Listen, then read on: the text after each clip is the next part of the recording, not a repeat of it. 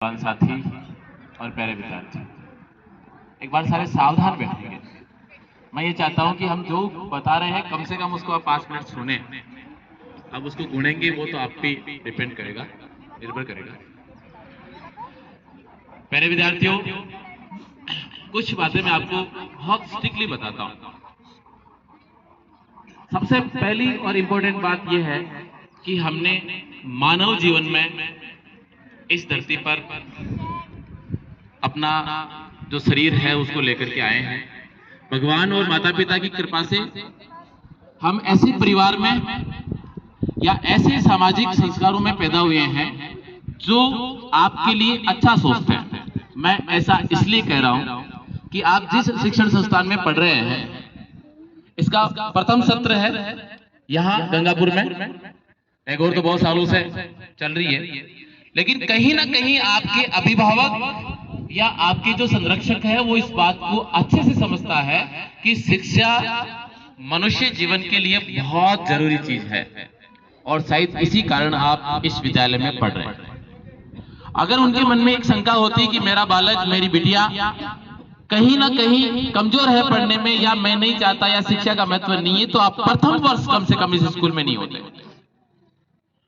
तो इस बात से बिल्कुल प्रूव हो रहा है कि आपके गार्जियंस आपको शिक्षित बनाने में निश्चित रूप से दृढ़ संकल्पित है।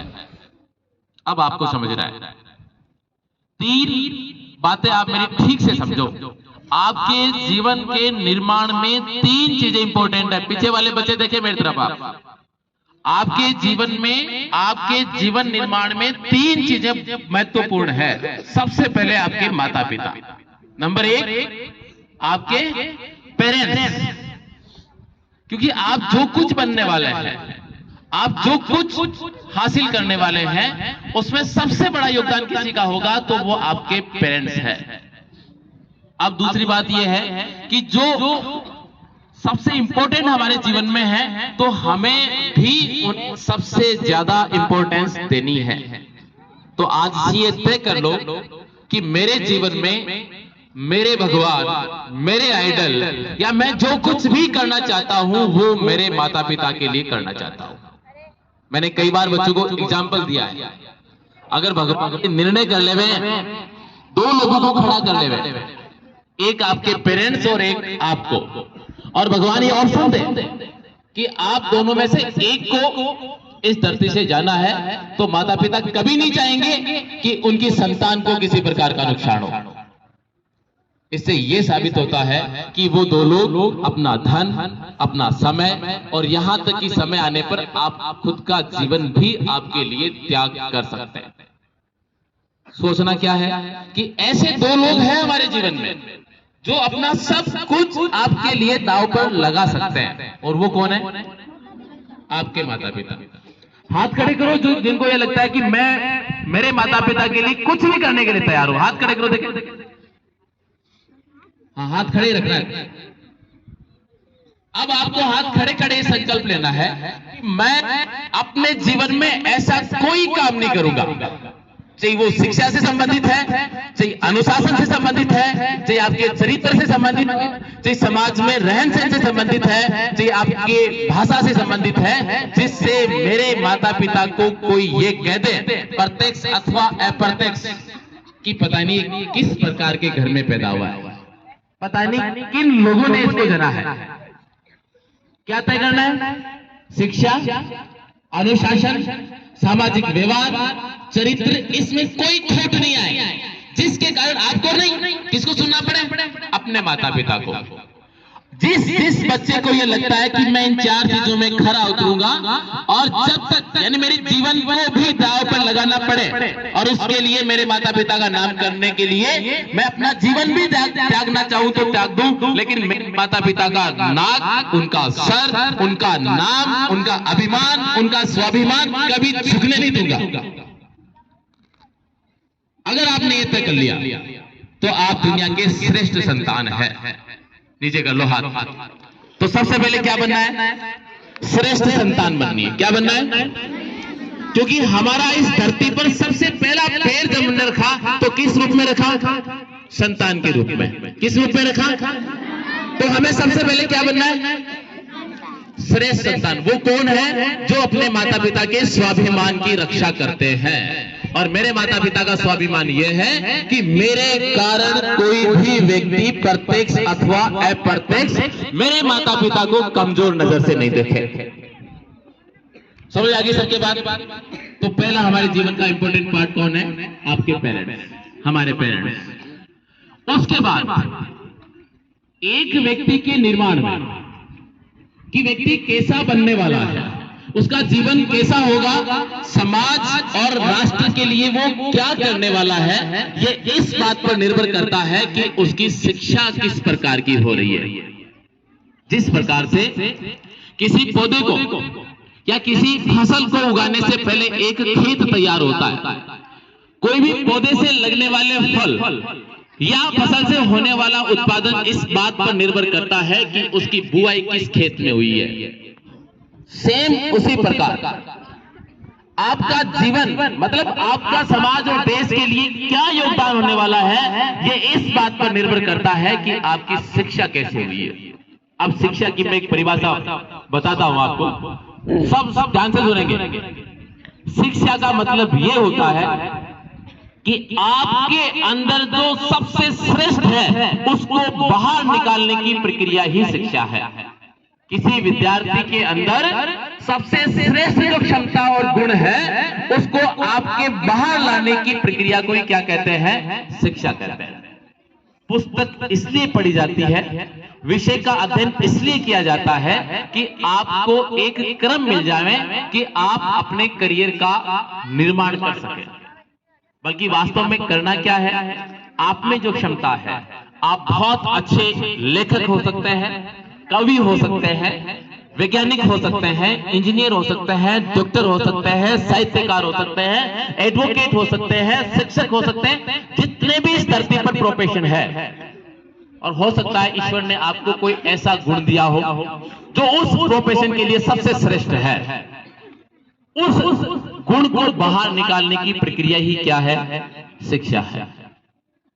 तो ये कैसे आएगा बाहर? इसके लिए ये जो टीम खड़ी है, मैं इनसे भी हाथ जोड़ के प्रार्थना करता हूं, आप प्रत्यक्ष रूप से अपनी कक्षा के विद्यार्थियों से मिलते हैं। जब भी समय मिले, जैसा भी आप सोचते हैं, आपको लगता है किसी विद्यार्थी में विशेष योग्यता है, प्रतिभा है, तो उसको प्रोत्साहित करने का काम करें। दूसरा, जिस विद्यार्थी को यह लगता है कि मैं किसके लिए बनाऊं, इसकी पहचान कैसी, तो इसका सीधा सा तरीका है, आज आप जिस काम को कर रहे हैं उसको आप श्रेष्ठ करें। समय के साथ स्वतः इस बात का निर्धारण हो जाएगा कि आप क्या बनने वाले हैं। ईश्वर उसी का साथ देता है, ईश्वर बुद्धि उसी को देता है जो अपने कर्मों को श्रेष्ठ करता है। ये 100% सत्य है, ऐसा हमारे शास्त्रों में भी लिखा है।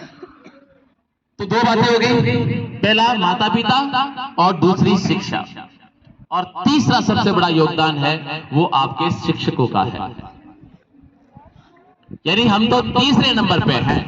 पहले आपके माँ बाप हैं, फिर आप जो अर्जित कर रहे हैं वो है, और फिर आपको जो दे रहा है शिक्षा वो है। तो अपने गुरुजनों का भी सम्मान उसी प्रकार से करना है जिस प्रकार से अपने माता पिता को करना है। इन तीनों बातों को आप सक्रिय रूप से निभाने के लिए बस 4 बातें गांठ बांध लें। 4 बातें मैं आपको बताऊंगा, वो याद कर लें जैसे आप फिजिक्स का सूत्र याद करते हैं। नंबर 1, मैं कभी भी अनुशासनहीनता नहीं करूंगा। अब अनुशासन कहते किसे? अनुशासन का मतलब यह नहीं कि आप बात ही नहीं करें। कोई बच्चा क्लास में चुपचाप बैठा है, सीधा लाइन में चल रहा है, इधर उधर नहीं देख रहा है, उसको अनुशासन नहीं कहते। अनुशासन का अर्थ यह है कि आप जिस काम को कर रहे हैं उसको पूर्णतः 100% ईमानदारी से करें। जब भी मौका आए आपको कुछ करने का तो उसको 100% करें, उसका अनुशासन है। जैसे सुबह समय पे उठना बिना कहे, जो काम स्कूल से दिया जाता है बिना कहे उसको पूरा करना, परीक्षा को परीक्षा समझना, टेस्ट को टेस्ट समझना, जो भी बातें आपको तय निर्धारित की जाती है संस्थान और आपके शिक्षक द्वारा या आपके पेरेंट्स द्वारा, उसको ईमानदारी से निभाना ही अनुशासन है। जब तक आप अपने आप के प्रति ईमानदार नहीं होंगे तब तक आप अनुशासित नहीं हो सकते। इसलिए पहले अपने आप के प्रति ईमानदार बनना है। तो पहली बात होगी अनुशासन। अनुशासन विद्यालय में भी, आपके सामाजिक जीवन में भी, और जहां भी जिस भी क्षेत्र में आप भविष्य में जाएंगे उस क्षेत्र में भी। दूसरी बात, कर्म, ड्यूटी यानी कर्तव्य। आपका जो भी कर्तव्य तय होता है, आज विद्यार्थी के रूप में आपका कर्तव्य है, एक अच्छे संतान का आपका कर्तव्य है, एक अच्छे जिम्मेदार नागरिक बनने का आपका कर्तव्य है, उसको ईमानदारी से निभाएं। तीसरी बात, सहयोगात्मक भावना। आपको हमेशा इस बात के लिए तत्पर रहना चाहिए कि मुझे जब भी अवसर मिलेगा किसी का सहयोग करने का, तो मैं बिना सोचे समझे उचित कोई है तो उसका सहयोग करूंगा। और चौथा, हमारा देश, क्योंकि आप इस देश का भविष्य हैं, इस राष्ट्र की दिशा और दशा आप तय करने वाले हैं। इस देश को ऊंचाइयों तक ले जाने की जिम्मेदारी आपकी है। अगर आपने ये सब बातें सोच करके अपना निर्माण किया तो वाकई में आप एक श्रेष्ठ और एक जिम्मेदार नागरिक बन जाएंगे। देखो होता क्या है, वास्तविकता क्या है। हम दोनों को करीब करीब 15 साल से भी ज्यादा वर्ष हो गए जिसमें हम आप जैसे विद्यार्थियों के बीच में और आपसे बड़े वाले विद्यार्थियों के बीच में भी रहे हैं। सबसे बड़ी समस्या क्या होती है? सबसे बड़ी समस्या ये होती है कि सीखने के स्रोत बहुत है, समझने की बातें बहुत है, करने के काम बहुत है, लेकिन सब कुछ जानते हुए भी कि मेरे लिए सही क्या है अथवा गलत क्या है, मेरे लिए उचित क्या है अथवा अनुचित क्या है, मैं क्या करके श्रेष्ठ बन सकता हूं और क्या करके अपने आप को पीछे ला सकता हूं, ये बातें हर कोई जानता है। हर जानता है, मैं जानता हूं, मेरा शिक्षक जानता है, मेरा विद्यार्थी जानता है, लेकिन जब बात करने की आती है तो हम कहीं ना कहीं कमजोर पड़ जाते हैं। जिस व्यक्ति ने, जिस विद्यार्थी ने तय कर लिया कि मुझे जो सोचना है मैं वो सोचूंगा और वैसा करके दिखाऊंगा, तब तो जाकर के आप कामयाब हो जाओगे। बाकी केवल सोचने से कामयाबी नहीं मिलती है। सोचते सभी है, आज मल्टीमीडिया सबके हाथ में है, सोशल मीडिया सबके हाथ में है, अखबार, टेलीविजन, इतने संसाधन हैं जहां ज्ञान गीता से भी ज्यादा है। सब पढ़ते हैं, सब सुनते हैं, लेकिन फॉलो बहुत कम संख्या में लोग करते हैं। तो मैं आपसे मतलब एक बड़े भाई के रूप में एक निवेदन कर रहा हूं, आप जी छोटी छोटी बातें तय करें, लेकिन तय करें, करने के बाद उसको निभाएं। एक वर्ष में अगर आपने एक बात भी तय कर ली कि जैसे मुझे सुबह किसी भी स्थिति में 4:15 पे उठना है, और आप 365 दिन 4:15 पे उठ जाओ। लोग गाथा गाते हैं ना, विवेकानंद जी की, कलाम साहब की, उसकी मैं दावे के साथ कहता हूं आपको, आपने एक चीज, एक संकल्प ले लो और उसको 365 दिन निभा दो, आप में वो सारी शक्तियां ईश्वर समाहित कर देगा जो एक श्रेष्ठ व्यक्ति के लिए आवश्यक है। एक संकल्प ले लो आप बस, उसके साथ इतनी सारी बातें जुड़ जाएगी, इतने सारे आपके कर्तव्य जुड़ जाएंगे कि आप स्वतः ये समझने लगेंगे कि मुझे ईश्वर शक्ति दे रहा है। तो ज्यादा मैं आपका समय नहीं लूंगा, मेरी बात को फिर रिपीट करता हूं, कमान सर ने जो बात कही वो रिपीट करता हूं। 4 बार में आप श्रेष्ठ रहें, अनुशासन में रहें, चरित्र में रहें, अपने कर्तव्य में रहें, और जब बात राष्ट्र की आए तो उसके प्रति ईमानदार रहें। इन चारों बातों को गांठ बांधें, और 3 बातें जो मैंने आपको बताई, मेरे माता पिता, मेरे शिक्षा और मेरे गुरुजन, यही मेरे आज की तारीख में सबसे महत्वपूर्ण 3 चीजें हैं, 3 पहलू हैं जिनको मैं ईमानदारी से निभाऊंगा, उनके साथ ईमानदारी से काम करूंगा, तो आप श्रेष्ठ चले जाएंगे। देखो, इस समाज में 2 प्रकार के लोग होते हैं। अगर बांटा जाए समाज को तो विभाजित होता है सीधा सीधा 2 भागों में। एक वे लोग जो अपने प्रति ईमानदार हैं, अपने काम और ड्यूटी के प्रति ईमानदार है, और एक वे लोग जो उनके खिलाफ खड़े, एक तरीके से खिलाफ खड़े का मतलब वो लापरवाह खुद तो है ही, बेईमान खुद तो है ही, चरित्रहीन खुद तो है ही, लेकिन वो ये चाहते हैं कि मेरे साथ रहने वाला भी वैसा बने।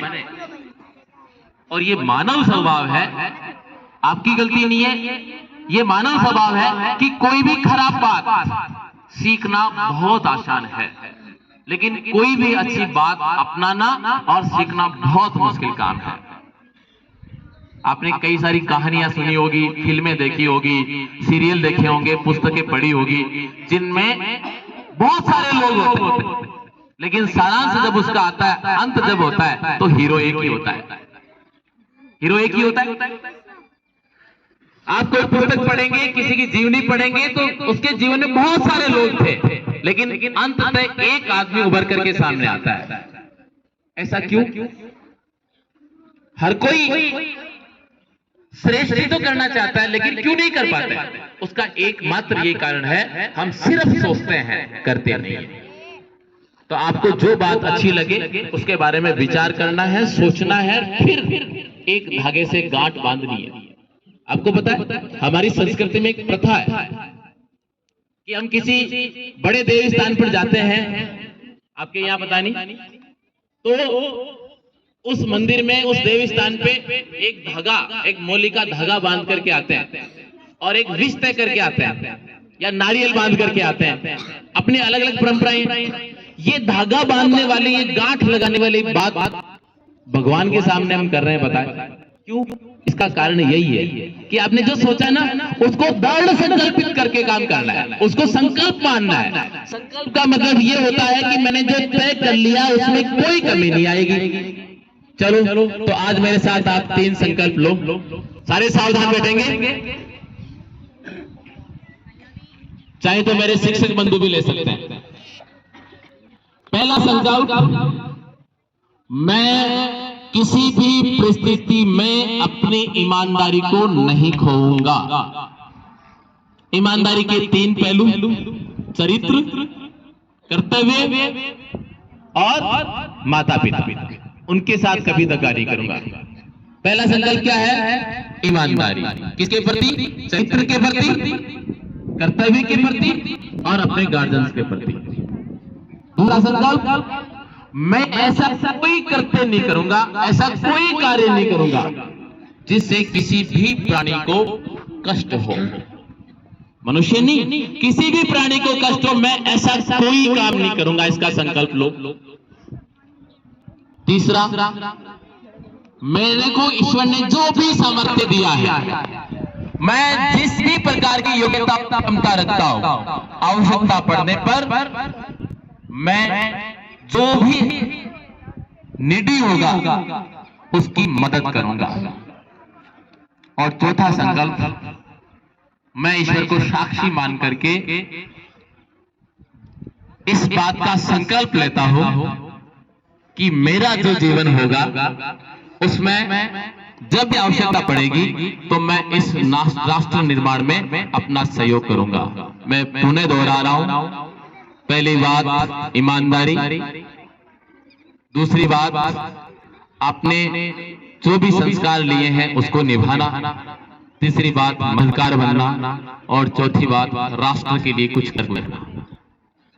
आप ये तय कर लो, आपके रास्ते, आपके लक्ष्य, आपका जो भी सपना है वो पूरा करेगा।